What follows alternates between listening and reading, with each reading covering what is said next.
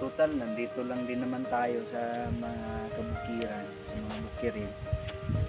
Napakaganda po talaga ng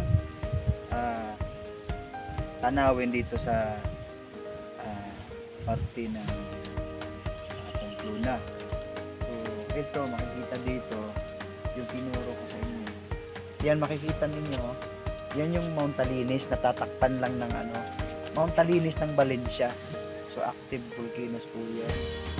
Yan, hindi gaano So yan, nakikita dito sa Pamplona yan. Natatakpan ng ulap. Napakita ko sa inyo. Yan. Napakaganda. Ayan yung Mount Talinis. Lalapitan natin ang camera kung kaya ba. So nakikita siya, natatakpan ng ulap.